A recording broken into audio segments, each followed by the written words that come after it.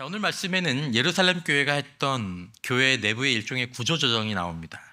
어떤 것들을 구조조정을 했는지, 과정이 어떤 원칙과 기준으로 이루어졌는지, 그리고 그로 인한 결과까지 나오죠. 이게 문제가 생겼는데 그로 인해서 어떤 구조조정이 교회 안에 있고 그 다음에 결과까지 본문에 나와 있습니다.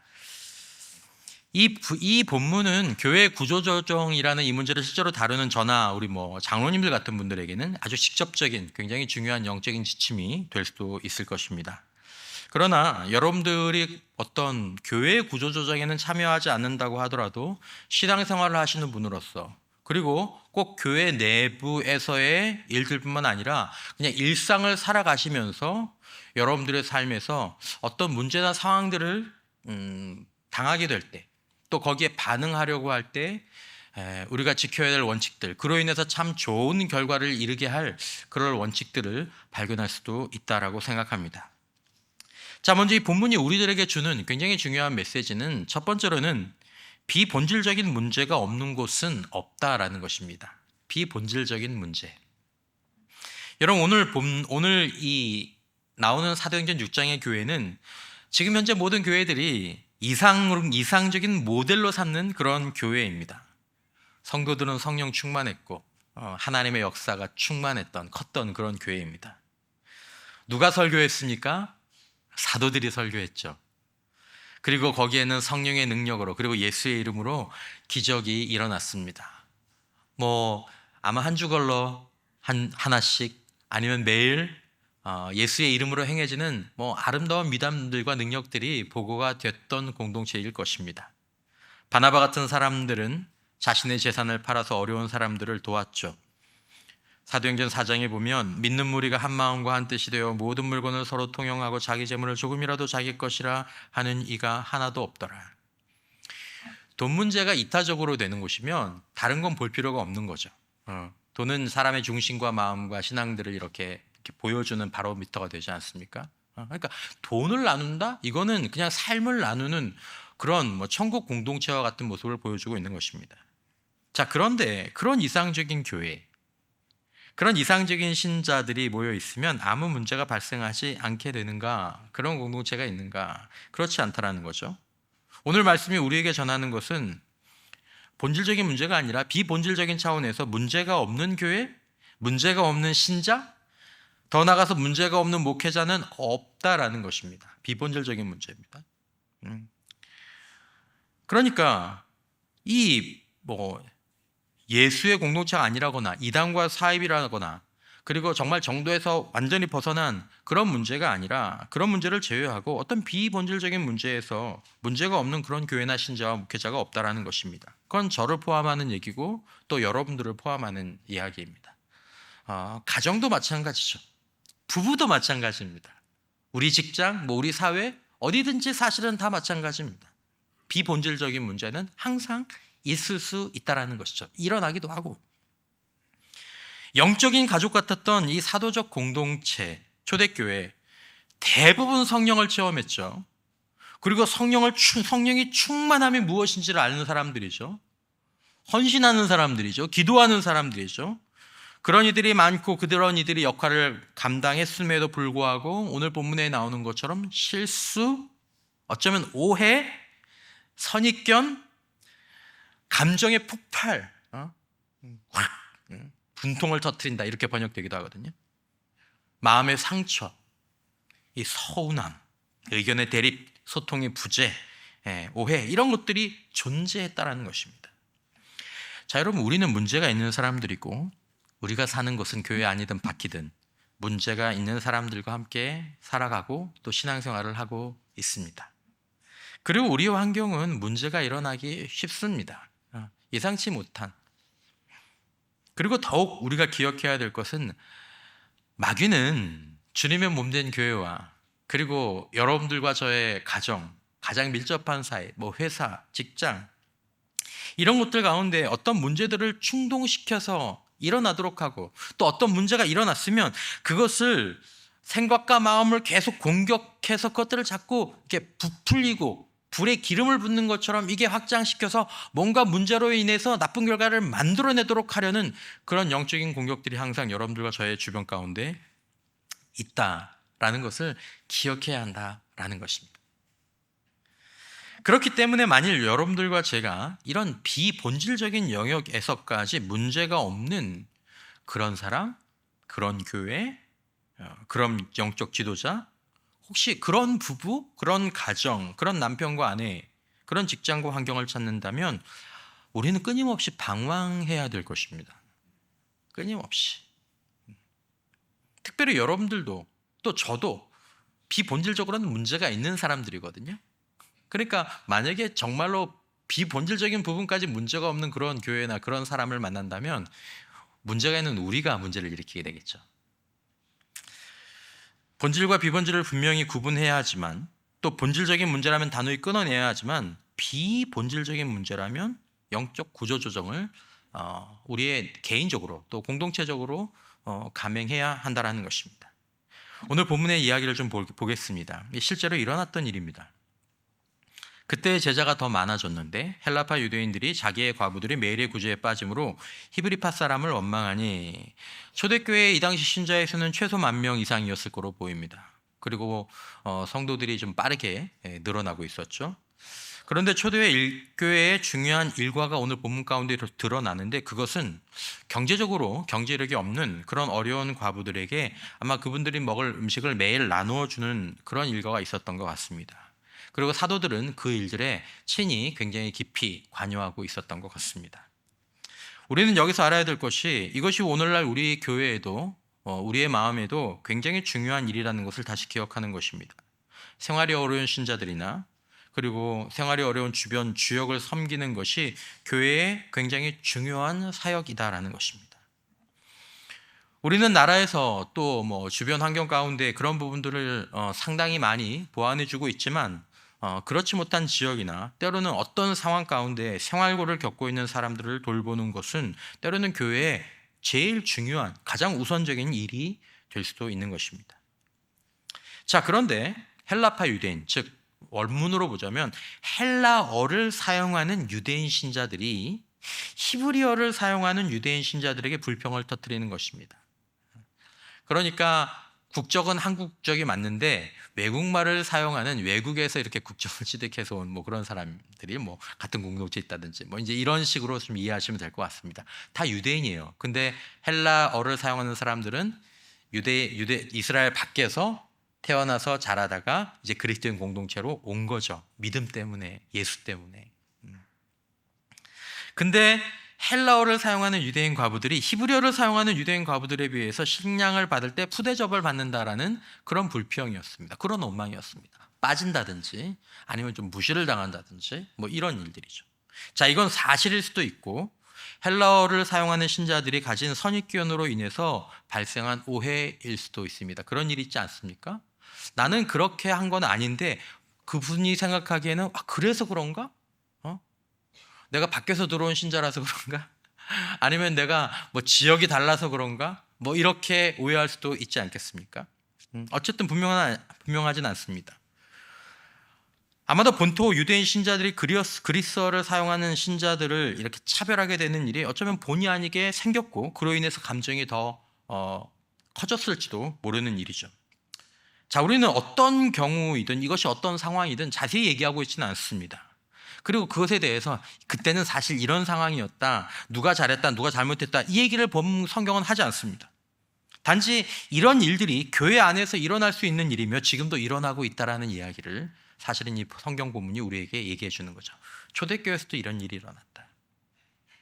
불평, 원망, 선입견, 실수, 오해, 감정의 폭발, 마음의 상처, 실망, 서운함.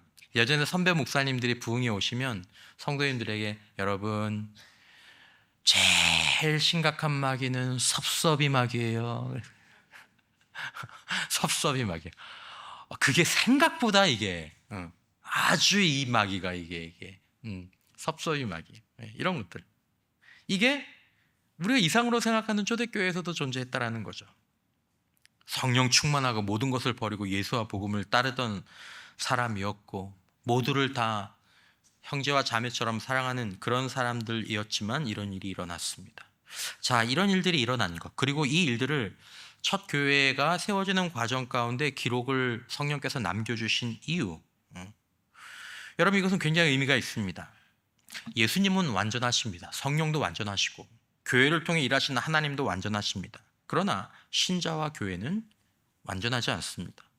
심지어 사도들도 사도적 공동체라고 하더라도 완전하지 않습니다. 사도들이 행정을 담당했는데 지금 문제가 생긴 거죠. 이게 조율을 못한 거죠. 그러니까 조율했으면 안 터뜨렸겠죠. 분통을 안 터뜨렸겠죠. 자, 이런 것들이 기록되었고 성령께서 남겨주신 이유는 예수 안에서 성령으로 살아가는 신자의 삶, 그리고 교회의 일, 조금 더 확장하면 우리들의 삶의 일상 가운데 거짓된 환상 속에서 살아가지 않도록 하시기 위한 것입니다. 거짓된 환상. 아무 문제 없는 교회, 아무 문제 없는 목사님, 아무 문제 없는 성도, 아무 문제 없는 배우자, 아무 문제 없는 가정, 직장, 학교, 환경, 기타 등등. 누군가 혹시 우리 교회는 아무 문제가 없어. 나는 아무 문제가 없어. 나는 아무 문제가 없어. 나는 아무 문제가 없는 사역자야. 이렇게 생각하신다면 죄송합니다. 그거 거짓말입니다. 착각이든지. 우리는 문제가 있습니다. 비본질적인 부분에서. 실수했었고 실수하기도 하고 실수할 수도 있습니다. 상대방도. 그 얘기를 해주고 싶은 거죠. 그로 인한 문제나 갈등들과 어려움들이 생길 수도 있다라는 거죠. 여러분, 우리는 여전히 말씀과 성령과 사랑과 섬김을 추구하며 이 사도적 교회의 본질을 지켜가야 합니다. 그러나 그 과정에서 우리는 실수하고 오해하고 감정을 때로 드러낼 수도 있습니다. 상처를 받을 수도 있고 줄 수도 있고 정말 섭섭할 수도 있고 목사님이 나한테 어떻게 내가 이런 대우밖에 못 받나? 이런 마음들. 그리고 크게 실망할 수도 있고 비본질적인 부분에서 말입니다. 우리는 이것들을 부정할 것이 아니라 이런 문제들을 오늘 본문이 우리에게 제시하시는 것처럼 영적인 구조 조정을 해야 되지 않느냐? 그것을 통해서 더 나은 단계로 나가는 그런 과정들을 밟도록 하시는 성령의 인도하심으로 바라볼 수 있는 좋은 관점이 존재한다라는 것입니다. 그럼 두 번째, 우리에게 일어나는 문제를 그 교회 아니든 바뀌든 개인이든 공동체든 그것들을 변화와 성장으로 이끄시는 성령의 인도하심으로 받아들이는 것이 굉장히 중요합니다. 그냥 문제만 다루는 것이 아니라 어떤 문제가 개인에게 또 공동체에게 교회 안에든지 가정 같은 곳, 직장 같은 거 일어났을 때 그 문제를 해결하는데 급급하고 덮는데 급급하지 말고 이것을 통해서 성령께서 나를 어떤 방향으로 인도하시는지를 그것들을 생각하는 계기로 삼아보라는 것입니다. 그러면 의외의 결과들이 나타나게 된다는 것이죠.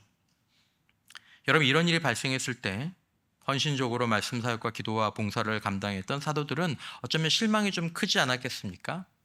자녀들이 싸우면 자녀들이 속상한 것보다도 부모님들이 더 속상하시죠. 아마 헬라파 유대인들과 히브리파 유대인들의 이런 갈등이 신자들이 이런 갈등이 있었을 때 사도들이 굉장히 마음이 아팠을 것입니다. 이 방법밖에 없나? 아니, 이 사람들이 이렇게밖에 못하나? 이런 생각도 들었을 것입니다. 하지만 신자들이 원망하고 불평할 때 사도들은 그렇게 반응하지 않았습니다. 여러분, 이게 굉장히 중요한 일입니다. 지도자들, 영향력을 가진 사람들의 역할이 너무 중요합니다. 그게 지도자가 중요한 거죠. 그러니까 지도자가 영향력을 가진 사람들이 어떤 역할을 하느냐에 따라서 문제가 디딤돌이 될 수도 있지만 문제가 온 교회와 집안을 태우는 그런 불길로 번질 수도 있는 것입니다.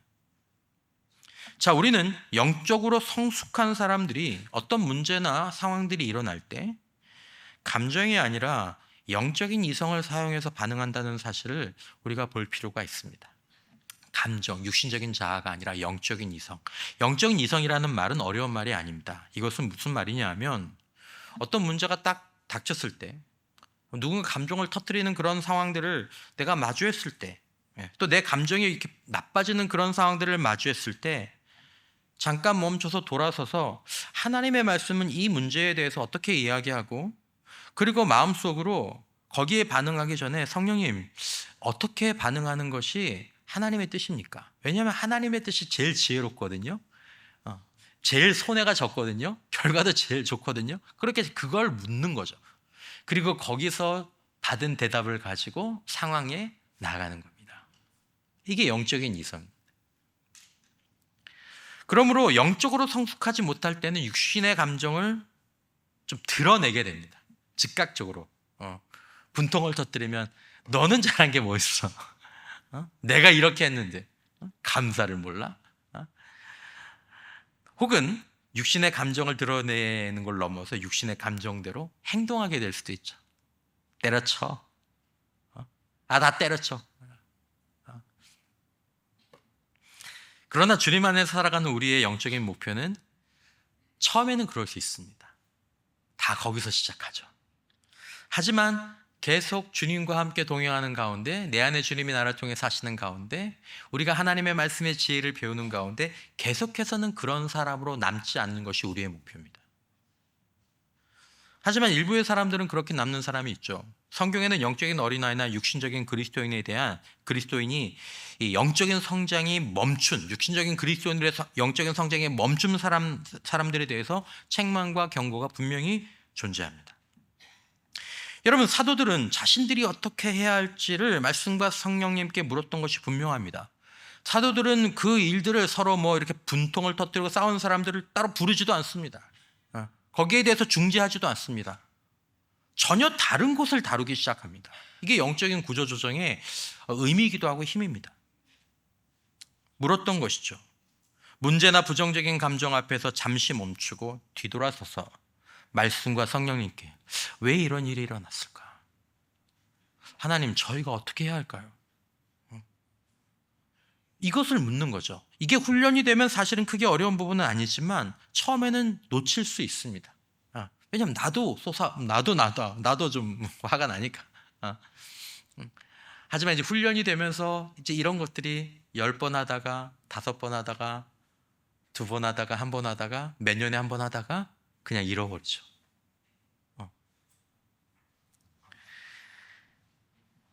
삶과 신앙 모두에서 영적인 구조조정을 할 수 있는 신자와 공동체가 되려면 가장 먼저 문제나 감정적인 공격을 받을 때 즉각적으로 반응하지 않는 것입니다. 이게 첫 번째죠. 부부 사이에도 마찬가지입니다. 가정에도 마찬가지입니다. 점점 행복해지는, 점점 좋아지는 가정과 부부들을 그들도 처음에는 의악하다가 시간이 지나면서 멈추고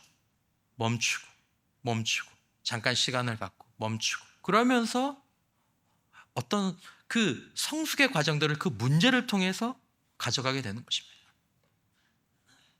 잠시 멈추고 뒤돌아서서 하나님의 말씀은 이 상황에서 어떻게 하라고 말씀하시는가를 물어봅니다. 그리고 내 안에 계신 성령으로 거하시는 주님, 제가 어떻게 반응하고 생각하는 것이 가장 지혜롭고 복된 것인가요? 물어보는 거죠. 교회 안에서, 때는 부부 사이에 아내의 반응, 남편의 반응, 자녀들의 반응, 또 회사에서 누군가의 반응이 이건 아닌 것 같고 그게 잘못된 것 같지만, 하나님, 제가 여기에 어떻게 반응해야 할까요? 하나님의 지혜는 무엇입니까? 주님, 어떻게 할까요? 묻는 것입니다. 반응하기 전에, 행동하기 전에. 여러분, 세상 사람들도 소위 말하는 분노 조절 훈련 정도는 그래서 하죠. 이 멈춤의 힘이, 그러니까 여러분, 성경에 나오는 진리는 사실은 모든 진리입니다. 그 문제에 대해서 즉각적으로 반응하지 않고 잠깐 멈추는 것, 이 세상 사람들도 하는 훈련이죠. 제가 군대에 있을 때, 제가 군목이다 보니까 병사들한테 이렇게 교육을 하는 것 중에 이제 분노 조절 훈련 같은 걸 할 때가 있습니다. 왜냐하면 군대는 스트레스가 많은 곳이지 않습니까? 이게 스트레스가 쭉 쌓이다 보면 본인도 모르게 이게 어느 순간을 딱 넘어서 그게 탁 터지면 자기를 상하게 할 수도 있고 다른 사람들을 상하게 할 수도 있거든요. 왜냐하면 거친 무기들이 많이 있으니까. 그래서 이제 병사들을 모아놓고 때로는 이런 훈련들을 하기도 하죠. 이해하기도 하고. 선임병들에게 이제 후임병들이 마음에 안 들 때가 있지 않습니까? 후임병들이 실수해서 무슨 큰 일이 날 뻔하기도 하면 그럼 화가 나잖아요.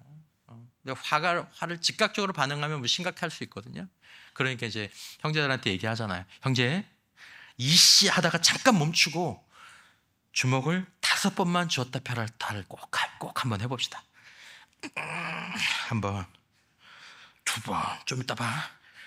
3번, 4번, 5번. 이씨, 잘 안 되거든요, 이게. 10번만 쉬어보세요. 이씨, 하나, 둘, 셋, 넷, 5, 6, 7, 8, 9, 10. 이씨, 잘 안 되거든요. 아내와 남편이 좀 문제가 있다. 남편이 거칠다. 아내가 거칠다. 내가 화가 났다. 그랬을 때 잠깐이라도 5분만 잠깐 나왔다가 그리스도인들은 잠깐 그 가운데에서 느헤미야가 왕의 너한테 뭐 해줬으면 좋겠냐라고 물을 때 잠시 마음속으로 기도했던 것처럼 주님 어떻게 반응할까요? 가장 좋은 주님의 뜻은 무엇입니까? 거기서 터트리면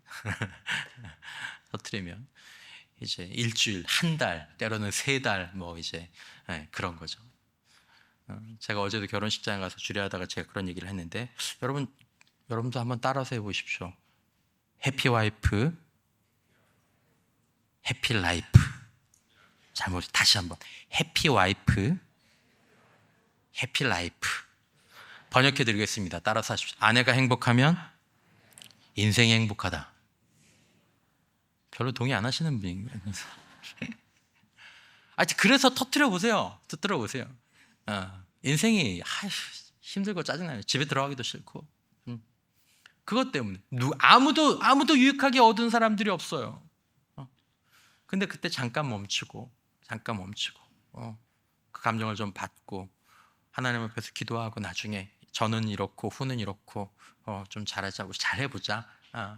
그렇게 해서 그냥 끝내버리고 나면 그 대화 부부가 또 아니면 어떤 공동체가 이렇게 서로에 대한 신뢰를 깊어가게 할 수 있는 그런 과정들이 되는 거죠. 그 과정 없이는 신뢰라는 게 없습니다. 여러분, 교회나 가정과 학교, 사회에서 개인의 삶에서 이런 문제들은 단순히 골칫거리나 회방꾼으로 끝나지는 않습니다. 거기에 우리가 바르게 대응하기만 하면 우리의 문제는 우리의 변화와 성장으로 이어질 수도 있는 것입니다. 그렇게 이어진다는 거죠. 만일 그런 문제에 감정적으로 대응하고 그것이 반복되면 우리는 그런 문제들 때문에 퇴보하게 될 것입니다. 갈등의 골이 깊어지는 거죠. 원망과 불평은 끊어지지 않고 깊어지고, 지난달에도 그랬는데 이번 달에도 그러고, 지난주에도 그랬는데 이번 주에도 그러고, 그러면서 계속 헬라파 신자들과 히브리파 신자들의 갈등이 만약에 오늘날 어떤 교회에서 일어났다면 어쩌면 이 문제 때문에 교회가 나누어질 수도 있을 법한 문제들입니다. 이런 걸로 나눠지거든요. 예수 그리스도의 신성과 인성을 부인해서 나눠지는 게 아닙니다. 여러분들 잘 아시는 것처럼 교회 카펫을 푸른 초장으로 할 거냐, 예수의 보혈로 할 거냐, 빨간 거 파란 거로 할 거냐, 그것 때문에 교회가 나눠지기도 해요. 우스갯소리로.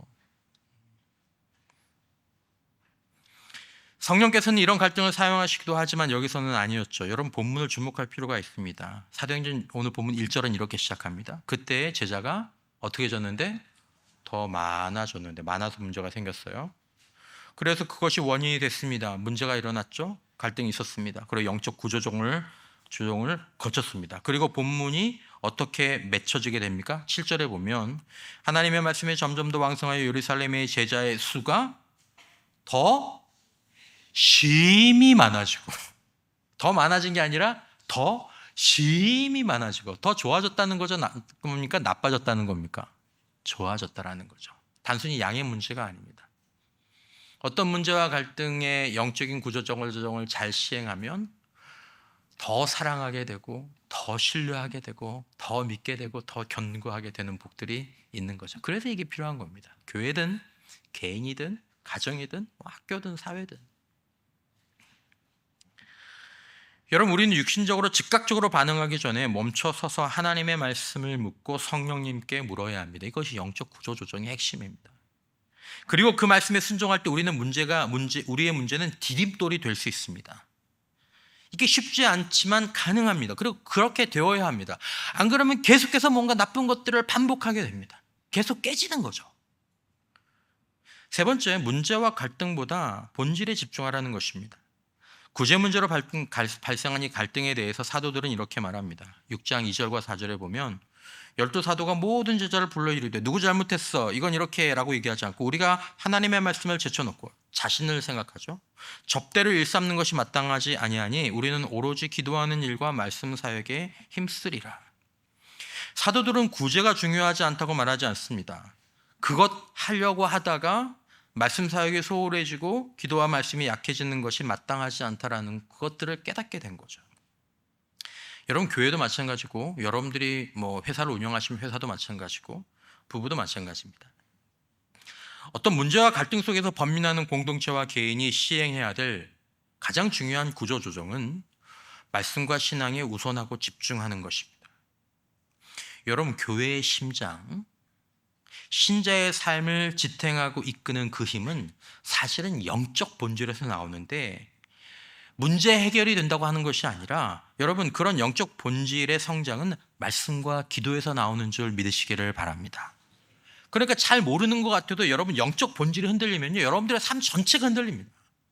재미없는 사람이 돼요. 짜증나는 사람이 돼요. 신경질 나는 사람이 돼요.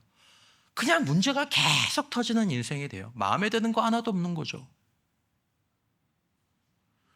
여러분, 주님의 공동체를 주님 안에서 섬기는 사역자들, 공동체가 확장되고 사역이 다양해질 때 말씀과 기도에 대한 집중력을 놓치기가 쉽습니다.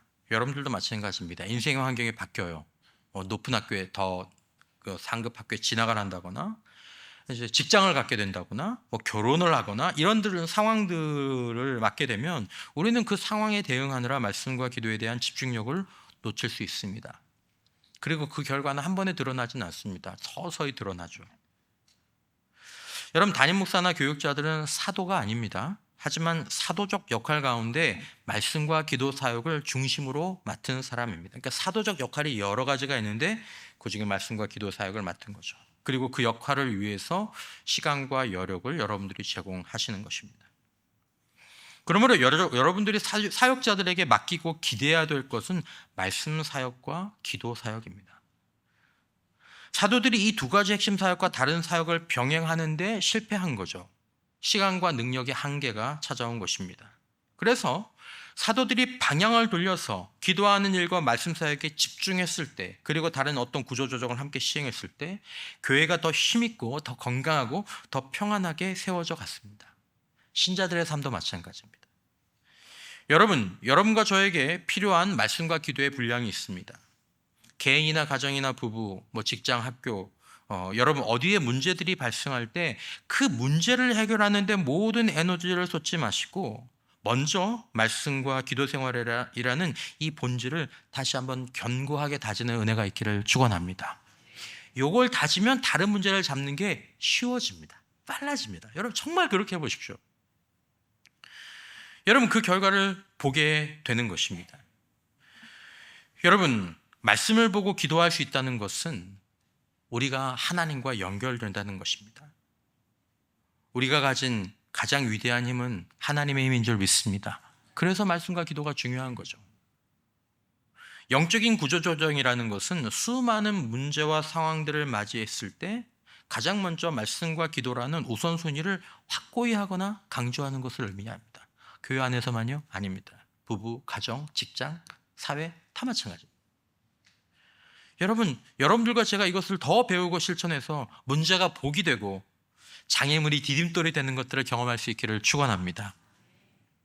자, 네 번째 보면 사도들은 자신들의 사도적 사역들을 분담했습니다. 영적 구조조정의 핵심은 사도들이 말씀 사역과 기도하는 일에 집중한 것 하나, 그리고 사도적 사역을 분담한 것입니다. 자기들이 했던 사역들을 분담하는 거죠. 6장 3절 4절에 형제들아 너희 가운데 성령과 지혜가 충만하여 칭찬받는 사람 7을 택하라. 우리가 이 일을, 자신들이 하던 이 일을 그들에게 맡기고 우리는 기도하는 일과 말씀 사역에 힘쓰리라. 자, 사도들의 말을 보시면 말씀을 전하고 기도하는 일은 사역자의 일이고 사람들을 돌보고 섬기는 일은 평신도의 일입니까? 아닙니다. 사도들, 신자들의 일상을 살피고 돌보는 것도 사도들의 일, 사도적 사역입니다. 하지만 그 사도적 사역을 성령과 지혜가 충만하고 칭찬받는 사람들에게 맡기는 것입니다. 이걸 성경에선 동역이라고 얘기합니다. 말씀 사역과 기도 사역이 더 높은 사역이고 신자들을 돌보고 섬기는 사역은 열등한 사역인가? 아닙니다. 다 사도들이 했던 사역입니다. 해야 될 사역입니다. 우리는 그것들을 나누어서 감당하게 된다는 것입니다. 서로, 여러분 다소 민감한 주제지만 말씀과 기도 사역은 사도적 사역자만 감당하는 것인가? 여러분들은 아무것도 신경 쓰지 않아도 되는 것인가? 그렇지 않습니다. 7명의 집사를 세웠는데 그 중에 대표적인 인물이 스데반입니다. 영어로 스테판 이렇게 얘기할 때 이 이름이죠. 유명한 인물이죠. 스데반은 설교할 수 있는 능력을 가지고 있었고 필요에 따라서 설교를 하기도 했습니다. 10절 말씀에 보면 스데반이 지혜와 성령으로 말함을 그들이 능히 감당하지 못하여 유대인들이 이 스데반의 설교의 강력함을 이게 막아낼 수가 없는 거예요. 그리고 이어지는 사도행전 7장에 성경에서 가장 위대하고 중요한 설교가 한 편 나오는데 스데반의 설교입니다. 여러분, 저와 여러분은 모두가 다 사도적 사역을 분담하고 있다는 것을 기억할 필요가 있습니다. 우리는 이 7지사처럼 내가 목사이든 또 목사가 아니든 모두가 성령과 지혜의 충만함을 구하며 신자들의 칭찬을 받을 만한 인격과 삶을 추구해야 할 줄 믿습니다. 저는 말씀 사역과 기도 사역에 힘쓰지만 저의 관심, 마음, 때로 행동은 성도들의 형편과 상황, 마음을 살피는 일, 그리고 주차장, 식당, 어쩌면 화장실까지도 제 마음 가운데 다 있어야 하죠. 저 일은 사도적 사역이에요. 저 일은 사도적 사역이라. 이 이해가 분명히 있어야 합니다. 그리고 여러분들은 각자의 자리에서 사도적 사역을 주로 여러분들 나름대로 감당하고 있지만 여러분들의 관심과 마음과 행동은 또한 말씀과 기도하는 사역이 여러분들과 동일한 사도적 사역의 다른 모습이라는 것을 알고 계셔야 한다는 거죠. 이건 다 서로 다른 형태의 사도적 사역이고 주님의 몸을 세우는 사역입니다. 그러므로 목장에서는 물론 주차장 대기실이나 안내위원들과 세가족 부원들이 모인 곳 식당에서 때로 필요한 만큼의 우리 오늘 좀 말씀 좀 나누자, 목사님 좀 찾아와라, 목사님 좀, 그렇게 하지 않으시고 여러분들이 그곳에서 여러분들이 은혜 받은 말씀을 함께 나누고 여러분들의 기도 생활을 가지고 함께 기도하는 그런 모습들이 되어야 할 줄 믿습니다. 다섯 번째로 바른 기준에 따라 사람을 세우고 특별히 인정하고 존중하는 것이 필요합니다. 여러분, 우리는 주님의 손과 발입니다. 사도적 사역이란 주님의 교회를 세워가는 모든 사역을 의미하는 것입니다. 그러므로 우리는 서로를 인정하고 존중해야 될 필요가 있습니다. 저는 저희 교회 여러 가지 장점 중에 하나가 우리 부교역자들이나 장로님들이 권위적이지 않고 권위주의가 그렇게 크게 느껴지지 않는다라는 점이 우리 장점 가운데 굉장히 큰 장점이라고 생각합니다. 저는 이게 정말 귀한 일이라고 생각합니다. 저는 이것이 우리 교회 선대 장로님들이나 우리 신앙의 선배들이 이렇게 물려주신 분위기인 것 같아요. 너무 참 귀한 부분들입니다. 그런 어떤 권위적인 압력이 거의 느껴지질 않아요. 여러분들은 어떠신지 모르겠지만, 여러분, 권위적이고 권위주의적인 분위기가 있어야만 권위를 통해서 질서가 세워지는 것이 아닙니다. 그래서 아마 저만 계속해서 조심하면 이 부분들은 유지가 될 수 있지 않을까라고 생각은 합니다. 여러분, 제가 담임 목사이든 우리가 중직자든 서로를 대할 때, 또 다른 성도들이 하는 모든 사역을 대할 때 내 사역은 사도적 사역이고 너네 사역들은 그냥 사역이야, 그게 아니라는 거죠. 우리는 그리스도의 몸을 세우는 동등한 사역을 감당하는 것입니다. 사도적 사역자, 주차장에 계시는 사도적 사역자, 강단에 계시는 사도적 사역자, 식당에 계시는 사도적 사역자, 화장실에 계시는 사도적 사역자. 여러분, 오늘날 사도는 없습니다. 그래서 사도 운운하는 영상들은 피하시기 바랍니다. 사도적 사역의 부분들을 우리는 각자 손과 발로, 눈과 귀로 나누어 만든 거죠. 질서는 있습니다. 하지만 높고 낮음은 없습니다. 하는 일은 다르지만 모든 것이 다 주님의 몸된 교회를 세우고 교회가 행하는 사도적 사역이라는 것을 기억해야 할 필요가 있습니다. 마지막으로 우리는 각자의 자리 가운데 사도적 책임감을 지녀야 될 필요가 있다고 생각합니다.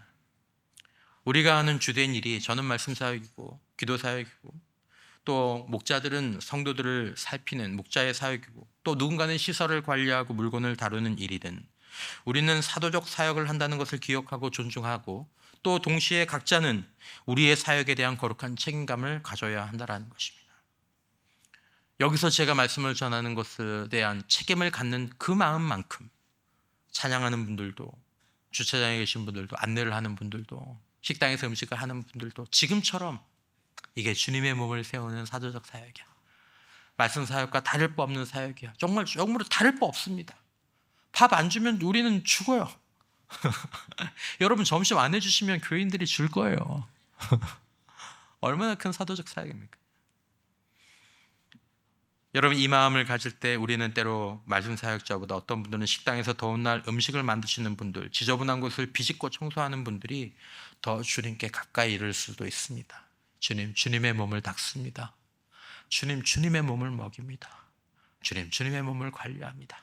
이렇게 생각하시는 분들이 그냥 내가 설교해야 되니까 해야지, 이런 분들보다 더 깊이 주님을 체험하는 은혜가 있게 될 수도 있다라는 것이죠. 맺습니다. 여러분, 우리는 교회적으로 참 복된 길을 걸어왔다, 또 걸어가고 있다라고 생각합니다.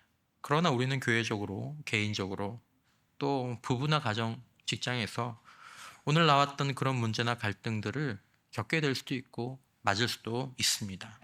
아마 겪게 되지 않을까 싶습니다. 마음이 상하고 실수하고 오해하고 서운하고 실망하고 목소리가 커질지도 모르죠. 여러분, 본질적인 문제는 아니어야 할 것입니다. 그런 비본질적인 것들에 대해서 우리가 실망하고 서운하고 낙심할 수도 있겠지만, 여러분, 저와 여러분들이 그런 부분들을 맡게 될 때 가장 먼저 말씀과 기도로 돌아가 머물 수 있는 은혜가 있기를 축원합니다. 잠깐 멈춰서 여러분, 주먹 몇 번? 5번. 1부터 10까지 세시는 가운데 주님 어떻게 하는 게 좋을까요? 여러분, 그렇게 대해 보십시오. 분명히 달라집니다. 많아지던 것들이, 더 많아지던 것들이 더 힘이 많아지는 복이 임할 줄 믿습니다. 사랑하던 사람들이 더 사랑하고, 신뢰하던 사람들은 더 신뢰하고, 잘되던 것들은 더 잘되는 복 분명히 있게 될 것입니다. 서로를 인정했으면 좋겠습니다. 여러분, 좌우에 계신 분들을 바라보며 이렇게 얘기해 주십시오. 우리는 사도적 사역자입니다. 네. 손이 발을, 눈이 귀를 인정하고 존중하듯이 깊은 감사와 존중과 인정을 다짐하고 회복했으면 좋겠습니다. 우리는 우리가 내미는 손이 주님의 몸에 닿는 것임을 기억하며, 주님, 저는 주님의 일을 합니다, 그 책임을 우리가 각자 있는 곳에서 다하는 가운데, 어쩌면 우리가 맡게 될 이런 우리들의 문제가 오늘 본문 마지막 절처럼 하나님의 말씀이 점점 왕성하여 예루살렘에 있는 제자의 수가 더 힘이 많아지고로 바뀌며 강력해지는 그런 주님의 교회가 되고, 그런 신자와 삶이 되기를 주님의 이름으로 축원합니다.